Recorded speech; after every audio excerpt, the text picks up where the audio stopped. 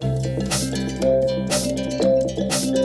are at Triad Park today, and we're going to be going over learning.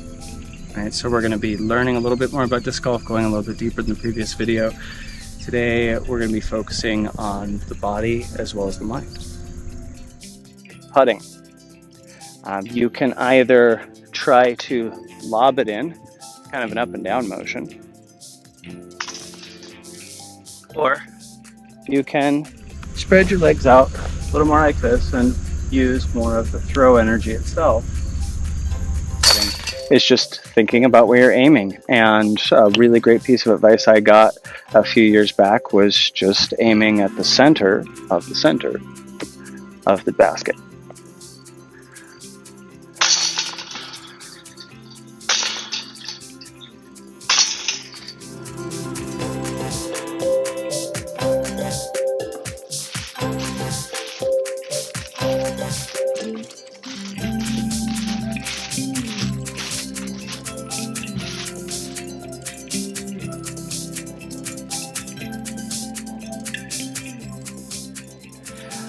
As you remember my mention of the towel, well, here's how we're going to talk about learning the throws. There's a lot of great videos out there about learning to throw, so I don't want to step on a lot of toes with that. There's a lot of more detailed methods. This is for beginners. So beginner, take your towel. But we're going to start with a backhand throw for today. So this is just simply like you would pull a cord when you're starting a lawnmower, right? You want this whip. Create the whip. That is all you really need.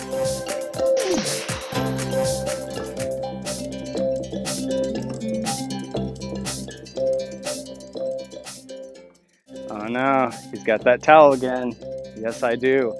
So just like what we did with the backhand, the front hand, or at least that's what I like to call this. Some people call it sidearm. If there's a difference I'm not aware of, please let me know. But same basic idea. Whip, right? Whip.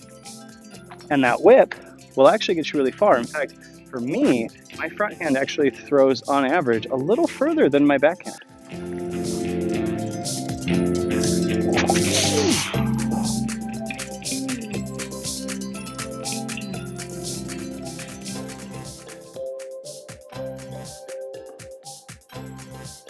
Is really important, especially as a new player. You should definitely know how far you can throw. So if you don't, go out to a big wide open field like the one we're in right now, throw as far as you can go and use your phone to measure it, or use UDisc.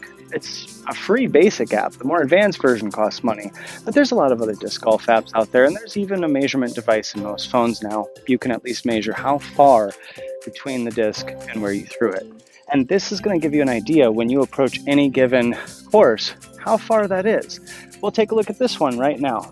We're on 327 feet, a par 3. Now, if you shot this from blue, it would be a 498 par 4. I know that on average, I can shoot about 200 or so feet with a good throw, maybe 300 if I push it. So I'm going to stick with the par 3 one, because I think I can stay inside of that. Par 4 is probably going to be pushing it for me today.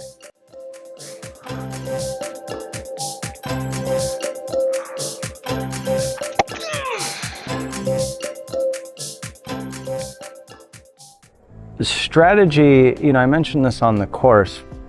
The strategy is about making it easy for you. And that may not necessarily be throwing it as hard as you possibly can every single time.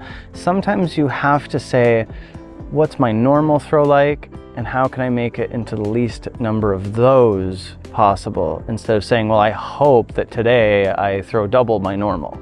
Sometimes you will surprise yourself. And as a new person to disc golf, please be ready for surprise. Be ready for anything. It's exciting. But plan on what you know you can do. Strategy is going to matter a lot, because people are going to throw really, really hard. They're going to throw really intense, and they're going to lose discs. They're going to throw them out of bounds.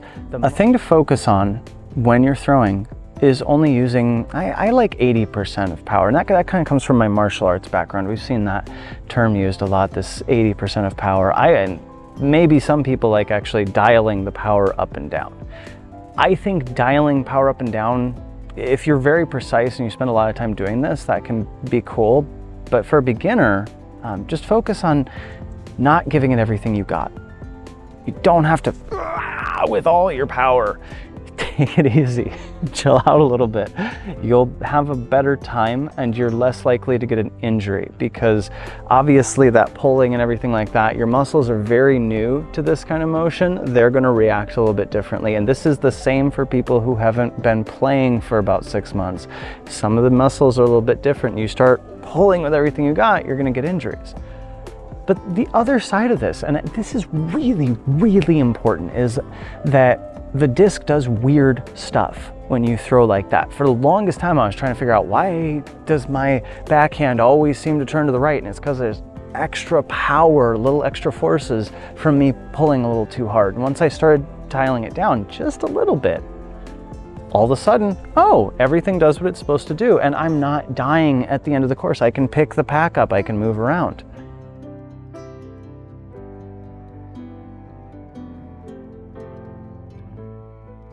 Mindset is a big deal. One thing that's really important about mindset, though, probably the number one thing, if you could take anything else out of what I'm sharing, is to make it fun, right? You've got to make playing fun.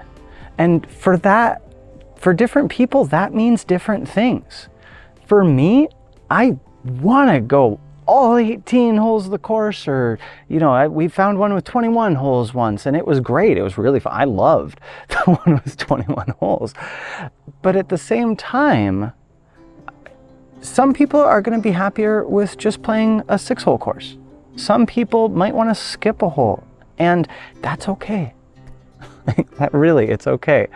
What's really important, a lot of studies have shown that the more you're enjoying yourself, the more you're going to learn. And if it becomes a slog, if it becomes a force, even if you're the only one forcing you through it, that can make it really hard. I've found that several times myself. I've kind of burned myself out because I'll just get really focused into, oh, I have to be doing this if I want to get better. And really, you get better because you want to do this. And if you want to have a lot of discs, if that makes you feel more comfortable, that's fine. Today, I found that I used about 3 of the discs that I brought. I want to say 11, 12 discs. I ended up only using 3. So sometimes it's a surprise. But I was happier to have those other discs in a backpack because I was also carrying some water. I was also carrying a disc grabber. I was also carrying my phone in there. You know, I wanted all these things. And sometimes a side pack makes those things a little heavy, especially for me.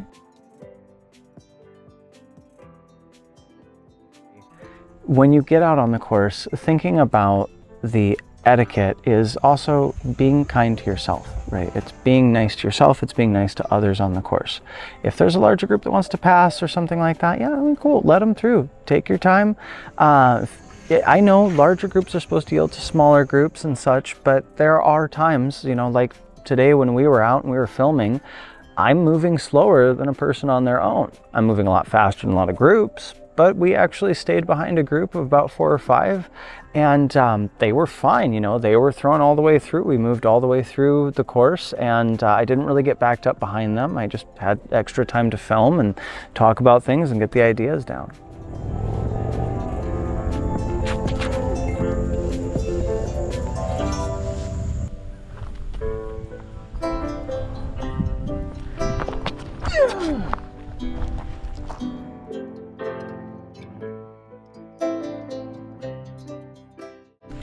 You know, we've been playing at this course probably almost 3 years, and I have never nailed the first shot this well in the entrance before. So this is really cool.